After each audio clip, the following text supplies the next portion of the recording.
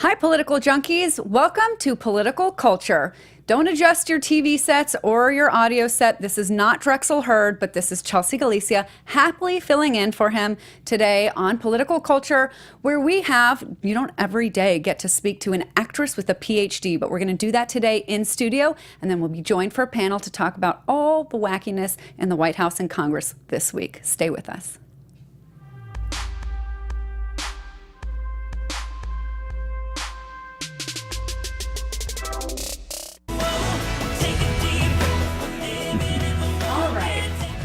Welcome on this very special election day. If you're thinking, wait a minute, it's March. It is election day here in LA, probably other places too, but I'm so LA zoned in right now that I have no idea where else it's election day, but it is here.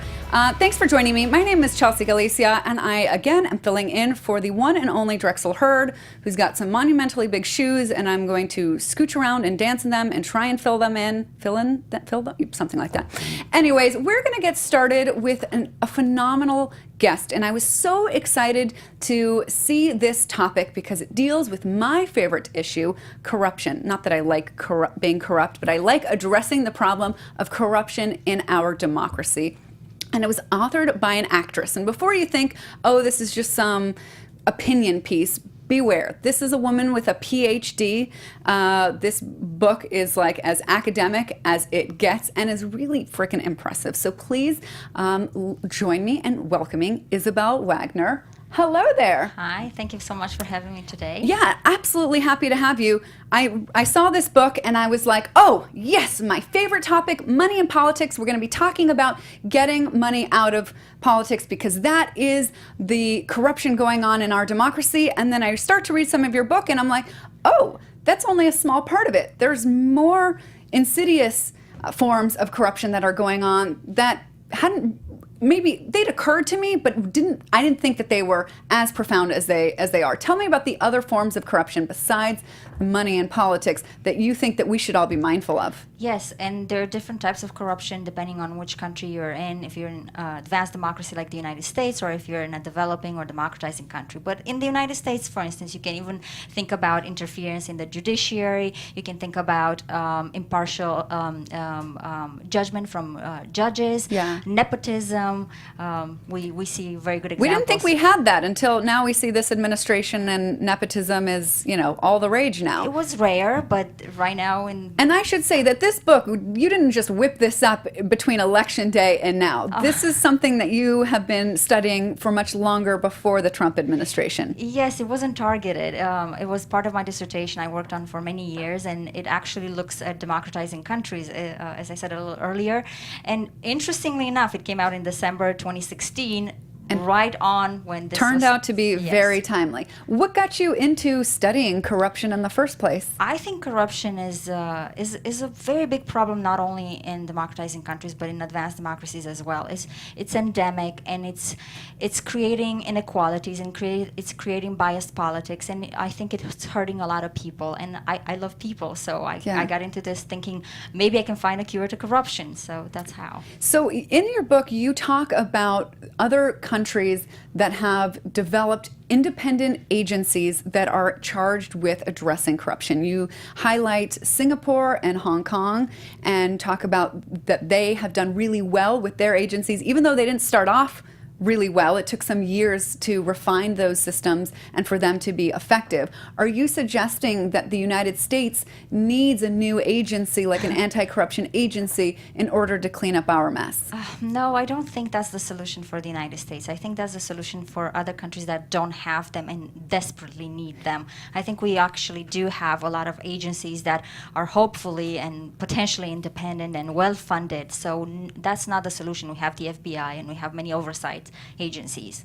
Okay, so that's not the solution here in the United States. We already have that. But there's things that we need to focus on in making sure that the FBI and those agencies can be effective at addressing corruption? What are those factors that we need to be careful of, that we make sure that the FBI and the other agencies are empowered with so that they can do their job? Oh, they have to stay independent. They have to maintain or get more independent. They have been quite politicized lately, so that I think it's affecting their decision making potentially, not really yet. But independence is very important and well funded. Yeah, probably well funded. We've got independent. I'm getting a little worried about that. It's getting a little understatement of the day, politicized. And so what have you seen in this new administration that either gives you hope that we're on the right track or concern that we're going down a corrupt or more corrupt path? Oh, I've seen many things.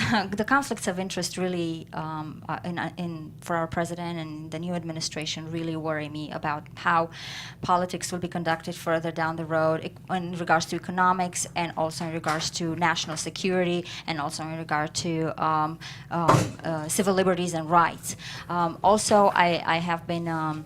I'm hopeful because we do live in a democratic society with rule of law, and we saw that the first ban, the travel ban, which was considered a Muslim ban, got shut down by the courts. That was extremely hopeful, and I would hope that our democracy will make sure that an authoritarian leader doesn't come to power and destroys our democracy. Yeah, did you see this Trump coming a mile away? You're like, there is this is the new personification of where we're going with democracy, and is this really a good idea if we're trying to drain the swamp? I think that was one thing that both sides could get on. You know, Trump was saying drain the swamp, and me on the other side of the political aisle, I was like, I don't like that term, but I agree with the sentiment. Were you hopeful that included some addressing of corruption? I mean, we have to be realistic. There are a lot of problems in our society, including corruption. It's legalized corruption through lobbying, but these are actual problems. Inequality is an actual problem. National security, these are issues that needed a solution. Now, the solutions that this administration came with are not exactly what I was hoping for. Not at all. I mean, so far it's just been a ban on lobbyists, or a 5-year ban on some lobbyists, and an indefinite ban on international lobbyists or people who were, you know, I know Scott's going to be able to correct me on the panel, but there are some forms of lobbying that have been curtailed, but that's basically it. And one thing that I want to address again that you mentioned is that you say that our form of corruption here, and I wholeheartedly agree with you, is that we've got a legalized form of corruption. Ours is not the paying people under the table so much, although I'm sure that does happen, but that's not the kind that we need to be primarily focused on. Yes. What do you mean when you think that we have a legalized system of corruption? What does that mean? Lobbying is the first example, or donations for elections. They bias our politics towards candidates that deliver goods, public goods, towards certain actors, which are usually very wealthy business people or corporations. So in that sense, we're corrupt. Our legal form of corruption allows the same biases that any other democracy that allows illegal form of corruption results. Have you seen other countries with a developed democracy as where we are address this well? Oh, that's a great question. You know, not really. I would love to say yes. There's shades and grades and a range. Western European countries address corruption as well. Norway, for instance, cracked down on corruption. Sweden as well. They're on top of they're the cleanest countries. Yeah. So what can we take from what they do and apply here? What might work? I think we could look at their lobbying laws. Yeah. I think we could look at their oversight committees and the way they conduct their elections. Yeah. Also, our society is a bit more difficult because we're talking when we're given an example such as Norway, and Norway is given as an example all the time. We're talking about a very homogenous society that puts a lot of emphasis on equality and redistribution. We have a different type of society that believes in people here see that as socialism, and exactly. we're going to go down the road of communism if we do that. It's taking that example again has its drawbacks because we have different values and we believe in individualism. I see. Okay, so did you see, your home country is Romania? Yes. And what did you learn about corruption from Romania? A very interesting example of very, very corrupt country. I grew up in it. I know it is. Is that what got you into corruption? That you saw it and it? Maybe I practiced a little bit.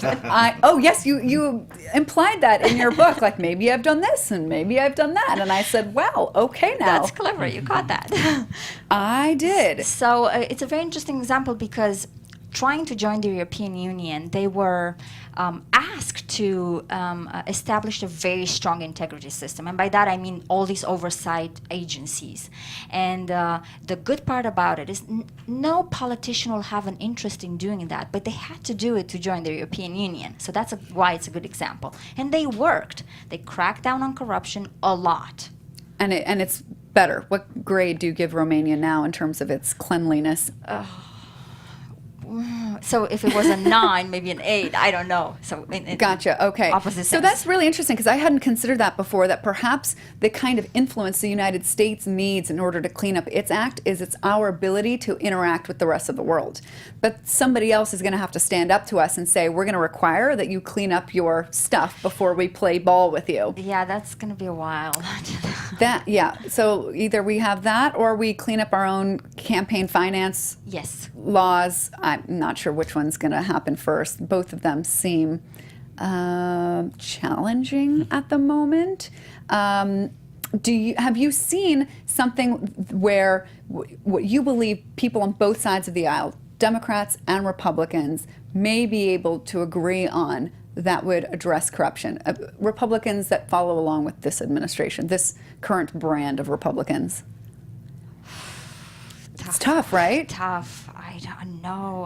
I mean, we all have the same. I think the interest is the same to try to crack down on this problem. But they have different solutions, and I don't see much communication. Okay, well, we got to find something of a good note to leave this off on because we can't have this hopeless situation. Let's see.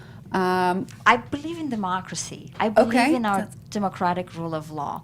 I'm seeing this example with the courts, and I believe in our separation of powers, and I hope from the bottom of my heart that all these authoritarian tendencies we are seeing in Washington will be cracked down by our rule of law and by our democratic rule of law. So in the book, you said that the rule of law is applied inconsistently.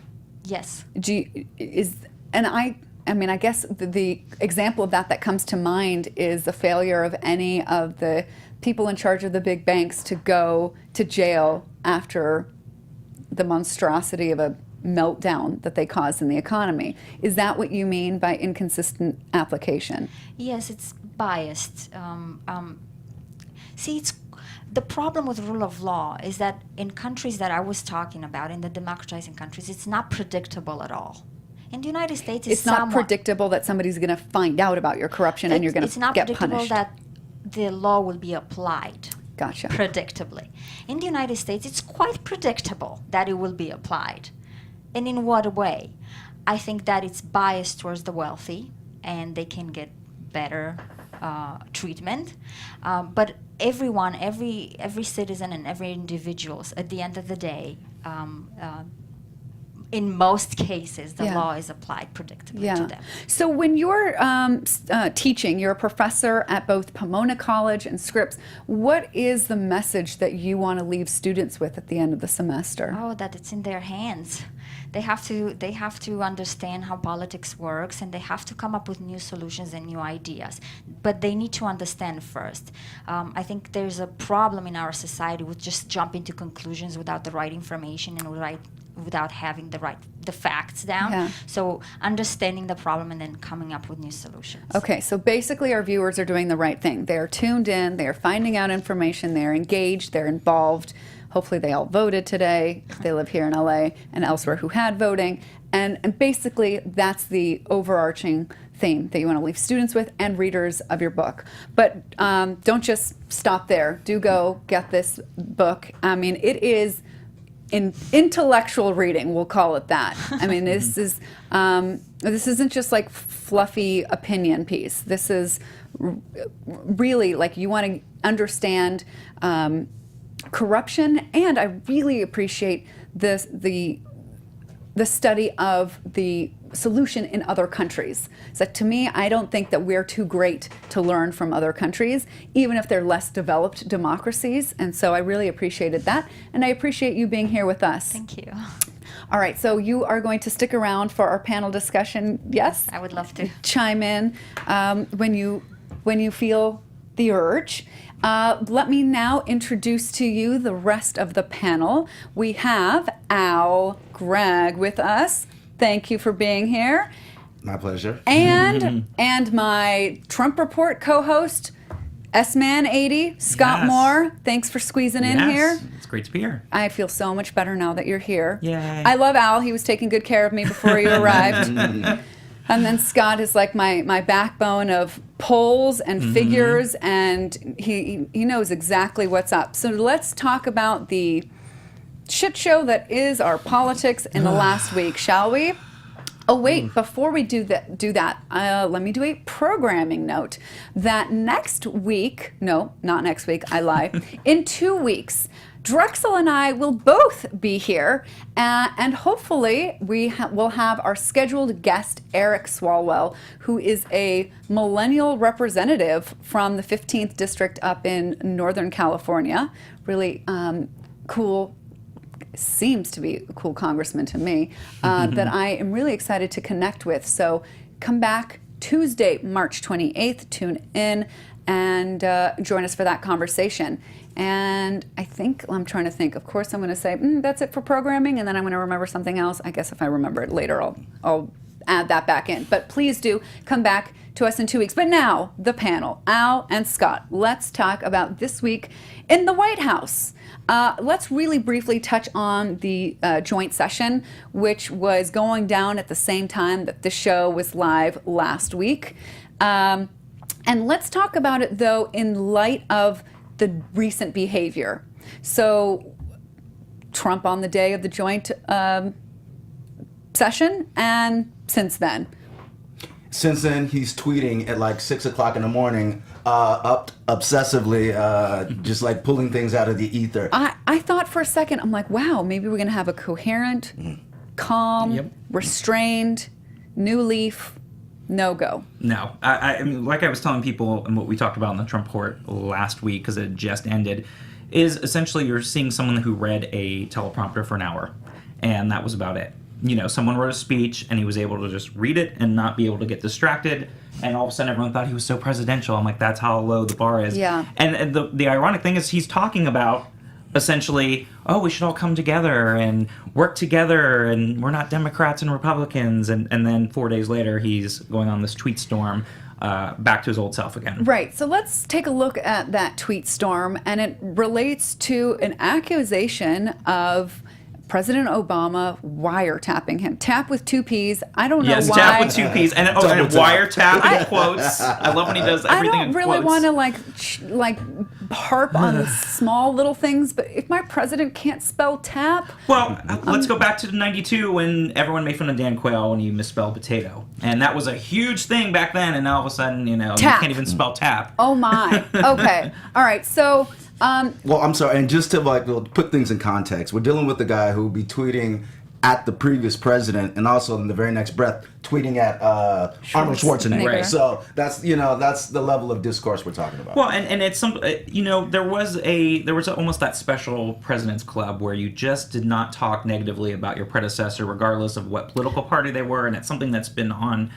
And I've heard for that years. that's a dictator move, is to speak badly of and maybe even accuse your predecessor of a crime. Mm-hmm. So what the heck is this about? This came out of left field. Pure deflection, pure deflection. Right. He's on the ropes, for the investigation for all his administration's ties to Russia. Sessions obviously had to recuse himself, and that's the only thing he knows how to do is muddy up the waters and throw dirt in the umpire's face. So no, it was actually he who did it. He who did it. As if Barack Obama actually could wiretap Trump Plaza. First of all, he couldn't do that. The FBI would have to do that. And I believe they had to go to like a FISA court too. Yeah. Yes. The other thing about that, what makes it just so ridiculous is just, I don't know, the level of civility that he was talking about just in his joint session address just went out the door, just automatically. But I don't know why I wasn't surprised. No one was surprised. No. So we should talk about that. Sessions recused himself because he was found to be really lying, even though he acknowledges that he said something that wasn't true, but declines to call it lying. But he has recused himself from the Russia investigation. I mean, is that supposed to be good enough? Are we supposed to stop? Okay. I mean, for him personally, I think it'll be hard to have him resign. I think that would be the smartest outcome, but it's unlikely at this point unless when they start digging deeper and they find out more stuff about whatever was happening with the Russian interaction. But as far as deep enough for the investigation, I think they need to appoint a special prosecutor, because whenever you have anyone else there, you're still going to have people in the DOJ that are affiliated with Trump. What's his name? Dana? Can't think of his last name. That was the acting attorney general after Trump fired Sally Yates, is now technically the one that's going to be leading the investigation. This is someone that Trump hired. Yeah. So you're not getting someone that's far enough away to, have no bias against these people that are not involved in this Russian Right. So much for stuff. independence that Isabel was just telling us that we need in an agency that's looking into corruption. Right. So you need that separation. Like, what kind of signal does that send? Like, when the very guy you approve as your attorney general automatically has to recuse himself for having perjured himself, basically. Yeah. And for him, if you look back at his old tapes, he has been the hardest person on perjury, down to the letter of law. You said this, but you didn't say that. And I don't know, the hypocrisy is amazing, but... It is. And I was going to say also, with, the fact that he can't not have any opinion, because obviously he was a very big Trump supporter from the beginning. So it's even just recusing himself from the affiliation of being a cohort of Trump's and being able to step away to have it. That's why you need an independent prosecutor, because you need someone that doesn't have any of that bias towards Trump or supporting of Trump or the administration. We're going to need independent prosecutors every other day of the week, and we're going to run out of them. Things, yeah. I'm going to have to go back to being a lawyer. It is. Oh, yeah. We need you. We need you to go back so you can go in. Please don't make me be a lawyer again. I don't like it. All right. Comey's response to the wiretapping. So it seemed like Comey and Trump were, chummy for a while, and now Comey is incredulous. You think that this is going to mean a soured relationship between the two? As far as them being besties now and supporting each other in that sense? I mean, and maybe even Trump firing him if Comey comes out and... I saw a lot of chatter online from the right about people, can the president, fire this new, can he fire the FBI head? Yeah. But the funny thing is, this guy Comey, obviously he's got his own credibility to worry about, with the American public, and I think he sees that coming a mile away. Right. He sees that his end is near for him? Well, I mean, Trump's wild, inaccurate statement, not even inaccurate, it's just no basis in fact. So he wanted the DOJ to come out and say, there is no evidence of this, but DOJ, Jeff Sessions is going to come out and say, I mean, exactly. This just... The independence of these agencies is now painfully missing. Mm-hmm. Okay. And also, in regards to Comey, too, like you were saying, it's hard, the terms for an FBI director are set up purposely so that it straddles between technically two administrations or more than two terms, so it's never lined up, so it can hopefully help take out the political equation to that. And as we see, it doesn't always happen that way, and I think Comey, at least for optics reasons, is trying to distance himself because it's such an absurd thing to make an accusation of a former president wiretapping with no evidence. Yeah, and then of course the Kellyanne Conways say, well, he's the president. He has information that the rest of us don't. And can we get into this whole fake news thing? He doesn't even listen to his security advisors. Right. Apparently, he has this cabal of old friends and businessmen, and who knows where he dug these people up, or he's getting this stuff off of Reddit. You know what I mean? Or Breitbart, like they were saying, there was the whole thing on Breitbart about the the wiretapping, and he's not getting this from his own from our own people. So here so it's up to the American people to almost, I don't know, can we say ignore him unless he's got evidence to back up what he's saying? Or we're just like, he's the president and he has information that the rest of us don't. Here's the thing. I don't think, obviously, anything's going to come of it because he has no proof. I think it started with this guy, this radio DJ, Mark Levine, who alluded to that. Oh, yeah, Obama was tapping the White House. Yep. But it's one of those, like, self-referential stories. It's like if I look down in the comment section, it says, somebody says Obama was guilty of wiretapping. Then I bring it up on the news. So it says right here, Obama was guilty of wiretapping. People are saying. Yeah, right, people exactly. are saying. And the thing about that too, which is crazy, is that there will be so many of his supporters that will believe everything he says and say, okay, well, that is the fake news. They're out to get him. I mean, because listen, that's the problem. Last week I was like, okay, maybe he's not batshit loony. Maybe there's something to him. Maybe I can listen to him. And then he does this, and I'm like, I totally cannot be on board at all. I feel like I have joined the loony bin if I do, because I'm doing my best to try and listen to the other side. This is who the other side wanted. This is who the majority of the Electoral College voted for. Okay, I'm going to see how this can work. But it just, every time I try and be open to it, it's just painfully slapped upside the head. Yeah. Where, you can't. Okay. Yeah, Isabel, please. But he accomplished what he wanted. He took off our minds off the other Distraction. conversation Absolutely. about Russia. So what is Absolutely. So the distraction you think is purely about Russia? Oh yeah. Yeah. And so as long as we keep saying Russia, Russia, Russia, he can say wiretapping all I he know wants. you are, but what am I? I know you are, but what am I? And I know he thinks that's going to go away, but it's not going to go away. So as long It's as we not keep gonna the go away. conversation Exactly. around Russia, then it's not going to work. That's how Right. we overcome this. Yes. Is that the suggestion? Yes, you've got to Okay, cool. keep that out there in the open, and that's the thing is he thinks it's going to go away, but it's not. All right, I like it. It Okay, shouldn't. let's talk won't. about what's going on in Congress. We had more confirmations. Let's start with Rick Perry's confirmation. What's there to say about the man who's taking over the department that he couldn't remember existed Right. And wanted then, to get rid of it. and wanted to get but rid couldn't of. remember, and then we had a nuclear physicist that had held this position before, and now Rick Perry has this position. Yeah, my problem with Rick Perry is that honestly, he just seems like a man who's not of very much substance, kind of ineffective. I mean, forget all of his gaffes the last time he ran for president, but this is a guy who can't even remember the name of the agency he wants to get rid of. And I don't know, Now I he's just get heading flashbacks to like, that hunting camp you had where it had N-word painted on the rock, N-word camp, that kind of thing. That's Rick Perry. He's just not a man of substance, and I don't care how much he tried to back off what he said before in his confirmation. It's just like Trump. He's gonna, you know what you get. You see what you're gonna get and get it. And I would say that you see the agencies that the Republicans want to essentially do away with, by the people they bring on, like the EPAs with Scott Pruitt, like the Department of Education with Betsy DeVos, like Health and Human Services with Tom Price, and then, you see with the Department of Energy with Rick Perry. These are all departments that they do not like, and they don't want to fund, and they want to cut them if they can get rid of them. So they're hiring people that are pretty much the opposite of what the department's supposed to stand for, essentially. So because Rick Perry hails from Texas, do we see a Department of Energy that goes back to, coal and oil? Yeah, absolutely. So this is interesting from somebody who is a climate change denier. By interesting, I mean really crappy, but I didn't want to use that word, so I'll just stick with interesting. Okay. And a career politician, It's too. really difficult to be hopeful with that one, but all right.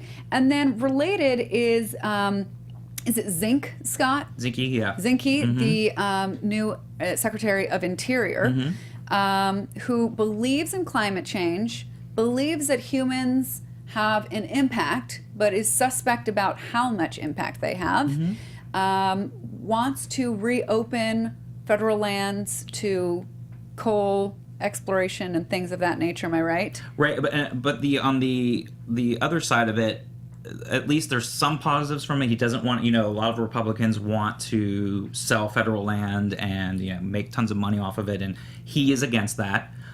So he has a little bit of a mixed record. He comes from Montana, big open sky country, and they're a little bit more, at least, protective of their environment because Yeah. it's a beautiful state. And so that's the good thing. He's from the West, a little bit more, I feel. Again, I would never pick him if I was president, but if you're going to pick someone, sort of like McMaster's replacing Michael Flynn, National Security Advisor, at least this guy isn't so negative that you can find some positives kind of sprinkled in there with, So with is that what why he's supporting. there were a solid number of Democrats Yeah. that confirmed him? Yeah. It's gotten to the point that we'll welcome someone who's Right. a solid, Right. Isn't so conservative, crazy. as long as they don't, Yeah. as long as they're not totally corrupt and have ties to Russia. he's- We'll take whatever we can get. Yeah, and he kind of says Okay. to himself that he's That more makes of that sense. Teddy Roosevelt Republican is how he views himself, whether or not he Got it. actually is that way. But I think, he's not the most terrible choice for that position. At least he's open to some things about like climate change and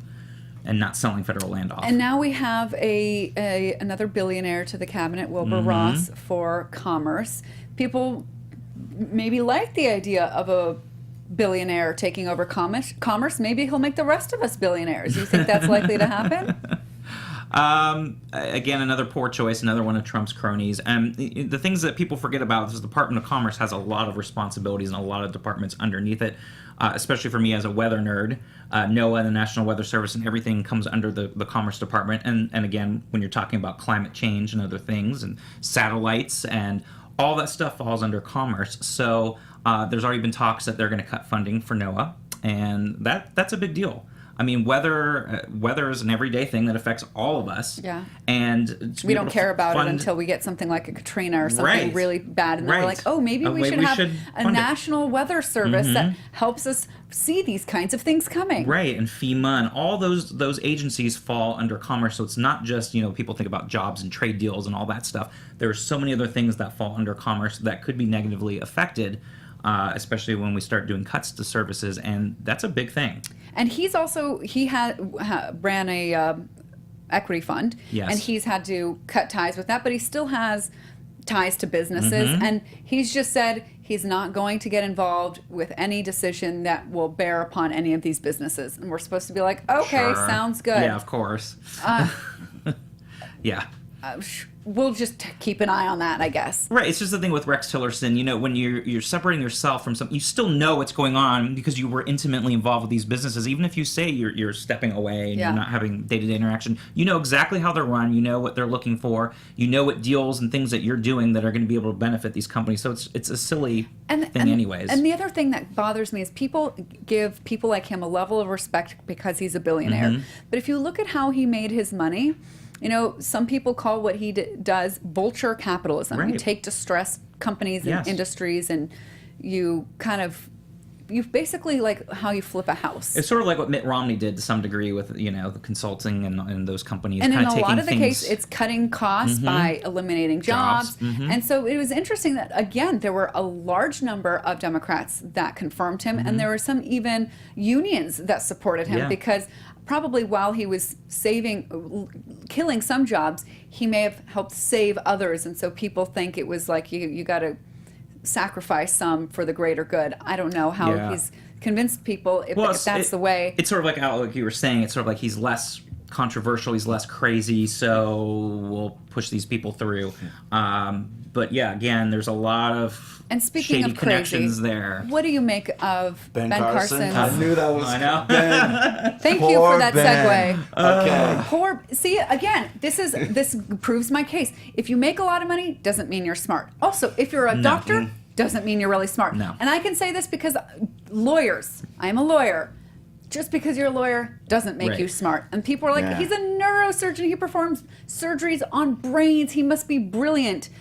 But not so much. Yeah, no, because I've actually- he believes that there were, and somebody explained this to me, there are immigrants who came. Before you get into that, though, God. before you get into that, and that's a good one, I just want to back it up and set the context for this guy, Ben Carson, him and his great false equivalencies. He was the first person that compared abortion to slavery. Abortion, it's just like slavery. Now we have another comparison. Go ahead. Yeah, so he says that slaves are immigrants who had a dream that their great-great-grandsons and granddaughters may see prosperity in this great land. Coming over on the slave ship. Yes, dreaming come of on over. America. Wait, but there were people that had it worse than slaves. There were people that got even less, that worked even harder and got paid less.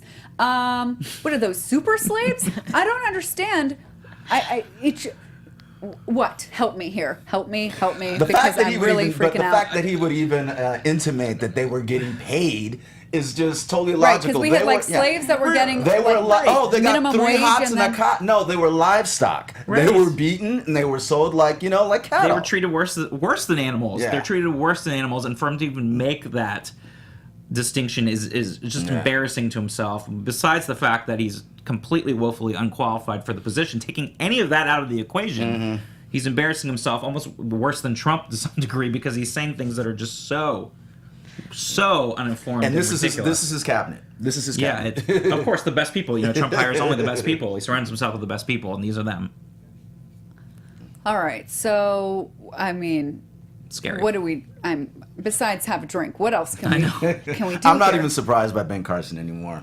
Yeah. No, okay. but I do worry about him running HUD and him having no experience with that. Absolutely not. And again, I feel it's another cabinet position that's just going to be ignored. These are things that Republicans do not like because, again, HUD deals mostly, of course, a lot of rural that they never talk about, but they do handle a lot of rural housing needs for their constituents that would be voting for them. But of course, the majority of it falls to inner cities and places that they know voters are not going to vote for them anyways. So they don't care, and that's the horrible thing. As much as they claim that they do, they don't. Right. Because these are the type of people you hire in the positions you don't even want around. Yeah, we're going to find or out to about fund that soon. adequately.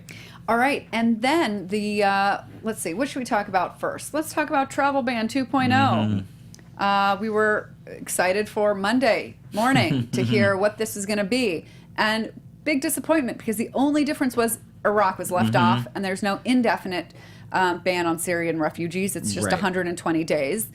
Right, which is what he could legally do. And then if you read the revised executive order, it's just a lot of legalese, which I'm sure you enjoyed if you looked at it. Just a lot more stuff to make sure they had all their bases covered this time. It was very long. But from a legal perspective, it still has a discrimination based on national origin and religion. And they still actually holes tried in to it. tone that down, though. Isn't that funny, Yeah. this revision?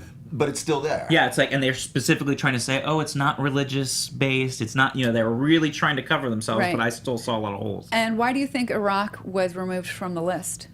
Well, it was sort of what they had said is, you have a lot of people that had fought for us and on the American side, and you have contractors and other people, which again was part of the main issue. But, there's more to it anyways. It's just their thinking was because of that, because of the people that had fought for us and are fighting, and the defense contractors and other things that work for us, and the linguists and all those people that would need to have access to come back and forth. And of course, as it also said in the EO, there are waivers that could be taken case by case basis and all this as well. So they're trying to cover themselves not just with Iraq, but for all the other nations they listed as well. Did you have a response to the I think new and improved travel ban? Very improved. Still a Muslim ban. Yeah, exactly. I think one of the reasons, because you asked why was it taken off Iraq, because from a foreign policy point of view, it was really hurting our relationships with Iraq and our legitimacy in our relationship with them. And also, they promised to, I guess, also Air quotes you're using Yeah. here. yeah, it's based on this promise that they would make sure that the people that are allowed to travel have been vetted more, or something like that. Extreme vetting. Yeah. Right. So there was, it was basically, there was like lobbying. And then soon enough, the Prime Minister, Barack, will be visiting. Yep. Okay. And really exciting to me is the new healthcare proposal. Yeah.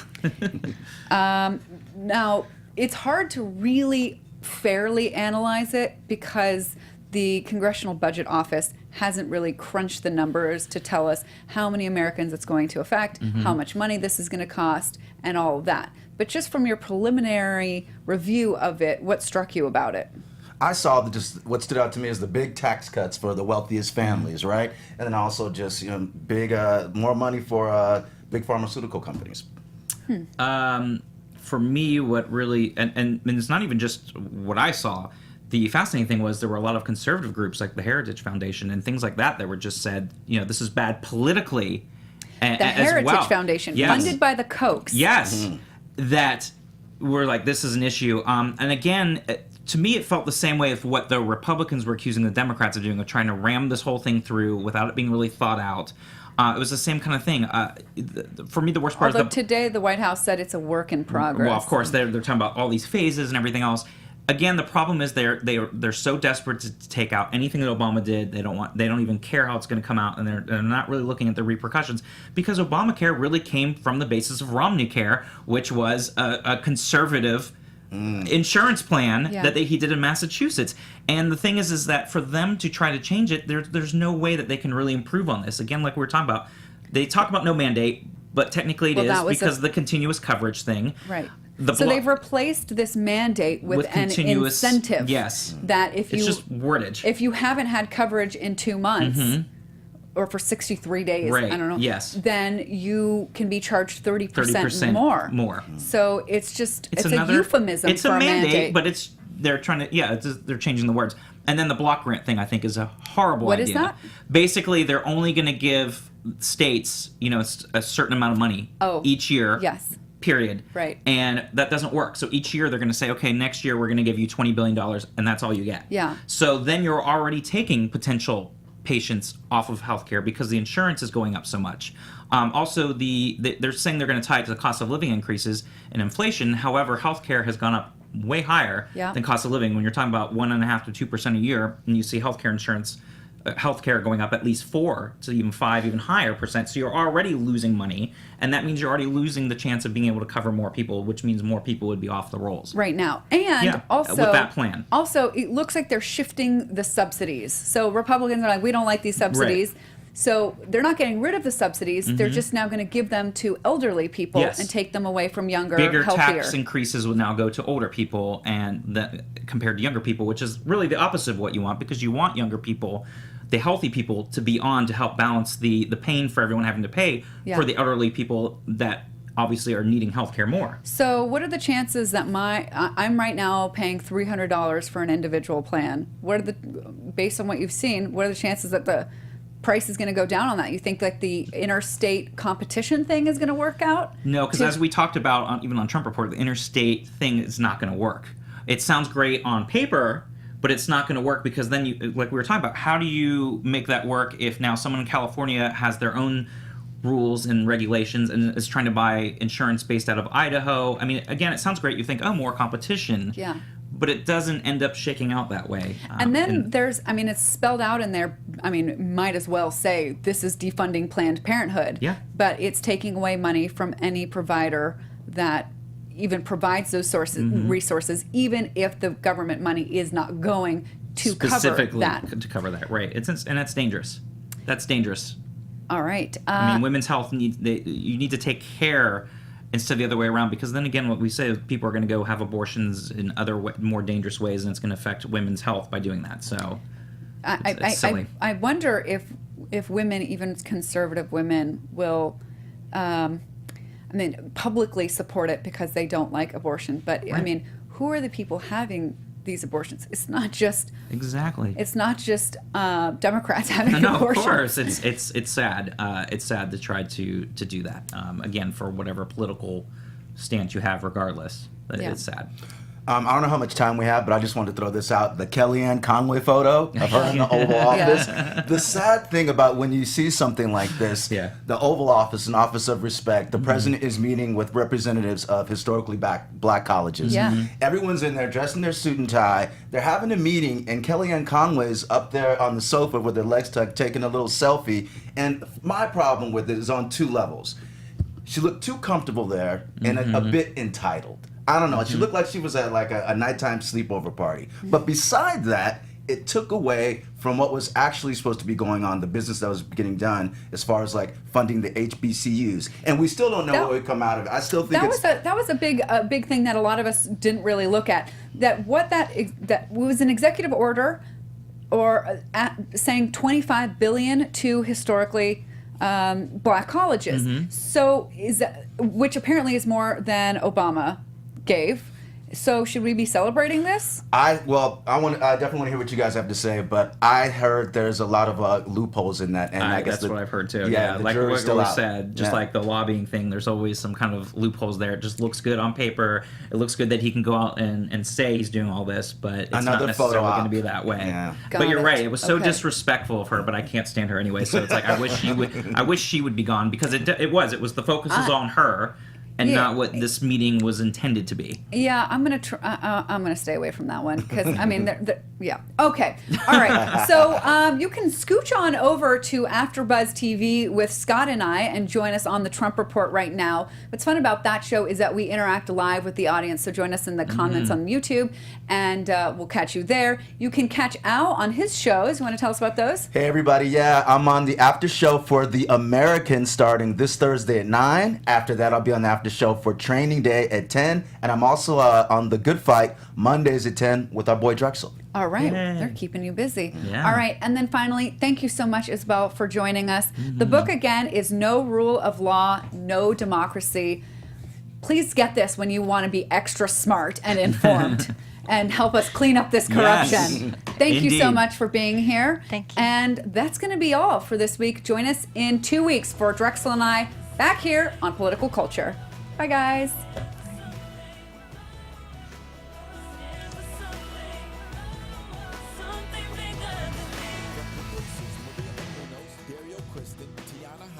Keven Undergaro, and the entire BHL crew, we would like to thank you for supporting Black Hollywood Live, the first online broadcast network dedicated to African American entertainment. For questions and comments, contact us at info@blackhollywoodlive.com. Like us on Facebook, tweet us, or Instagram us at BHL Online. And I'm your BHL announcer, Scipio. Instagram me at Planet Scipio. Thank you for tuning in. Hollywood redefined. The views expressed here are those of the host only and do not necessarily reflect the views of BHL or its owners or principals.